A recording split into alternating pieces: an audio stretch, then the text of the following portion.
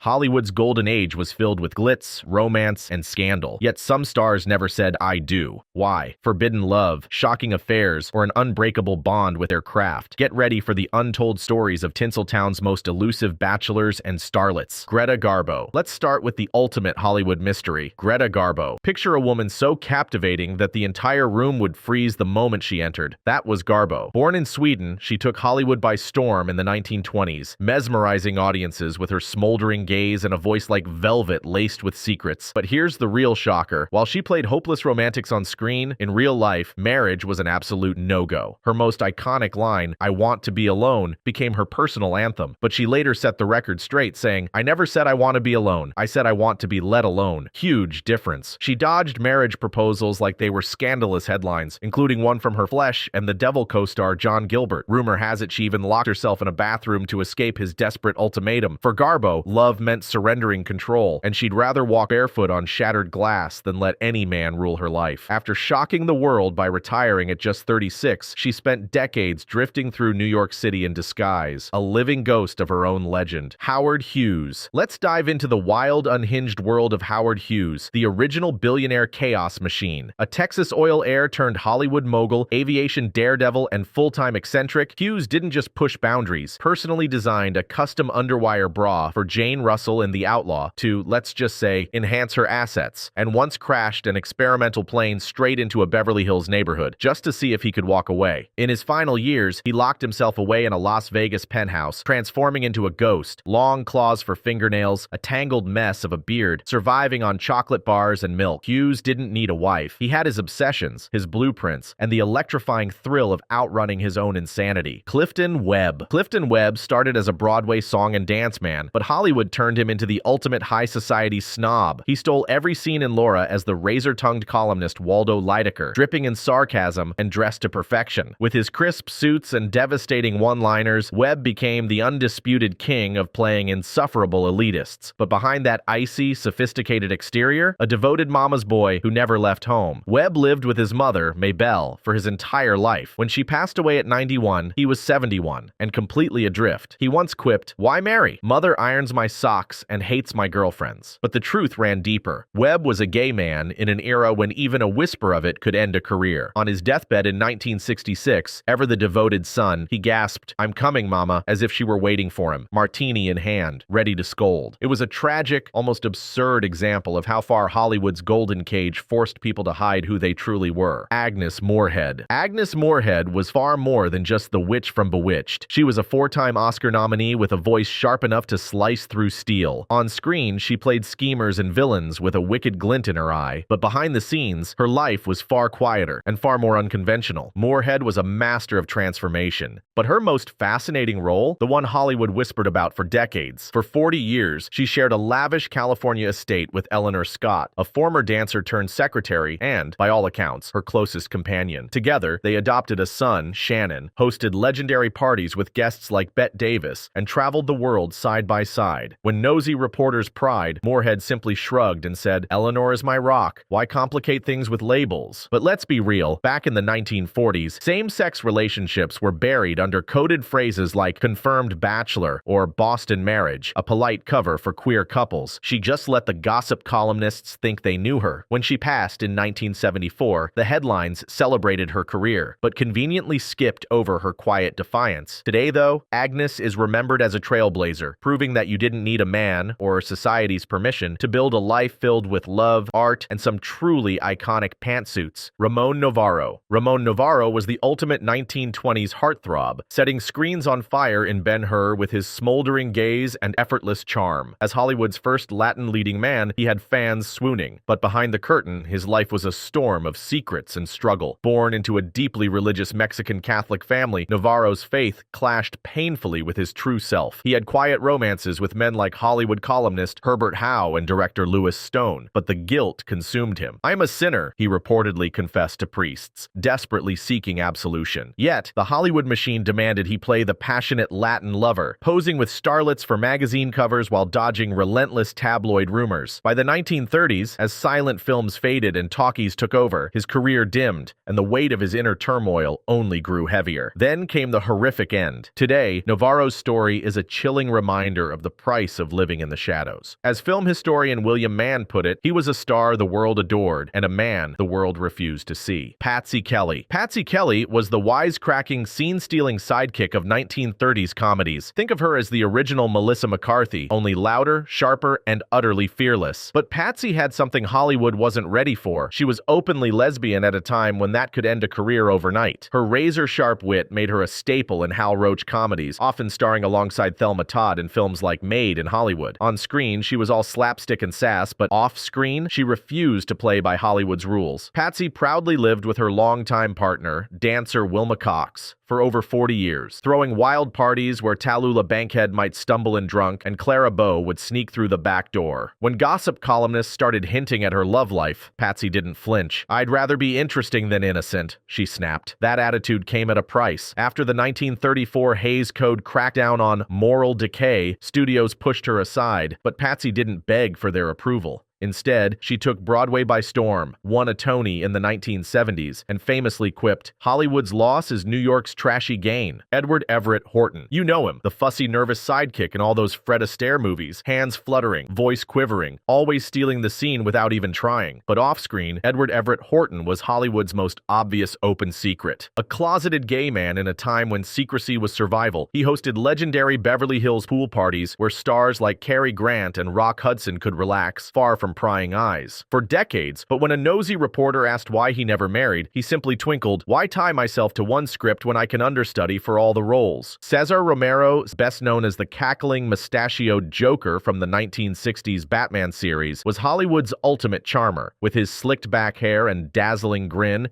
he waltzed through Tinseltown like a Cuban Fred Astaire, always the center of attention. But when it came to romance, he had one rule: "I'm allergic to marriage." A descendant of Cuban aristocracy, Romero had a magnetic charm that drew in Hollywood's elite. He flirted with starlets like Lucille Ball, partied with Sinatra's Rat Pack, and kept the tabloids guessing. Rumors about his love life swirled for years, especially after he spent ages rooming with actor Tyrone Power Jr. Barbara Stanwyck. Barbara Stanwyck wasn't just a tough dame on screen. She was even tougher in real life. After a disastrous teenage marriage, she swore off men for good, once declaring, "I'd rather jump off a building than rely on a husband." Instead, she built a powerhouse career, starring in classics like Double Indemnity and adopting a son on her own terms. By the 1950s, Stanwyck's independence was the stuff of Hollywood legend. She negotiated her own contracts, performed her own stunts, and mentored rising stars like Robert Wagner. But even her fierce self-sufficiency had its price. When her adopted son later sued her over inheritance, she didn't flinch. "Family is a role I should have rehearsed," she remarked, ice cold. Yet, her legacy is undeniable. A woman who clawed her way from foster homes to 4 Oscar nominations, proving that grit and ambition will always outshine romance. George Sanders. George Sanders was the ultimate Hollywood villain, sneering, sophisticated, and oozing sarcasm from every pore. Best remembered as the icy Addison DeWitt in All About Eve, he didn't just play cynics, he was one. He married Zaza Gabor, then later her sister Magda, but brushed off marriage as nothing more than a tedious hobby for the unimaginative. His disdain for sentimentality bled into every performance, from Rebecca to The Picture of Dorian Gray. Off-screen, he perfected the role of a world-weary aristocrat. By the 1970s, holed up in a Spanish villa, he drowned his boredom in scotch and scribbled poetry about life's futility. Then, in 1972, he made his final, most theatrical exit, swallowing a bottle of barbiturates and leaving a note that read, "I am leaving because I am bored." Even in death, Sanders stayed perfectly in character, a man who turned misanthropy into an art form. Dorothy Arzner wasn't just unmarried. She was the only female director in Hollywood's 1930s boys' club, striding onto sets in suits, ties, and a no-nonsense glare that could freeze a studio executive in his tracks. While male directors churned out damsels in distress, Arzner gave the world Katharine Hepburn's breakout role in Christopher Strong. When asked why she never married, Arzner shot back, "I'm too busy teaching men how to hold a camera." William Haynes. William Haynes was a silent film heartthrob with a choice: keep his Hollywood career or keep his boyfriend, Jimmy Shields. MGM demanded he marry a starlet for appearances, but Haynes didn't flinch. "I'm no actor off-screen," he declared. Instead of playing their game, he walked away from Hollywood and built an entirely new empire. Reinventing himself as an interior designer to the stars, Haynes turned his post-acting career into a dazzling rebellion. His firm catered to the Hollywood elite. Clients like Carole Lombard and even the Reagans clamored for his signature blend of Art Deco glamour. His heartbreaking suicide note read, "Goodbye to all of you who tried to comfort me. I go to join Bill." Once a hidden story, their romance now stands as proof that love, no matter the era, can outshine even Hollywood's brightest lights. Gloria Swanson. Gloria Swanson wasn't just silent film's reigning queen. She was a walking spectacle of glamour and chaos. With 6 marriages, a trail of lovers, and even a pet monkey named Moses, basically playing herself. An aging diva who'd rather eat caviar in solitude than share a hot dog with a man. Her closets overflowed with self-designed gowns, and her ego was as grand as her legacy. She even fired a maid for folding towels without sufficient reverence. By the 1970s, she reinvented herself yet again, this time as an eco-warrior, boldly declaring, "Hollywood's a relic, I'm the future." Cary Grant. Cary Grant wasn't just Hollywood's ultimate leading man. He defined debonair. With effortless charm and a tuxedoed elegance, he dazzled in classics like Bringing Up Baby and North by Northwest. But behind the silver screen, his private life was a swirl of speculation. Yes, he had 5 wives, but whispers suggested his greatest loves were men. Grant himself once admitted, "I pretended to be someone I wanted to be until I became him."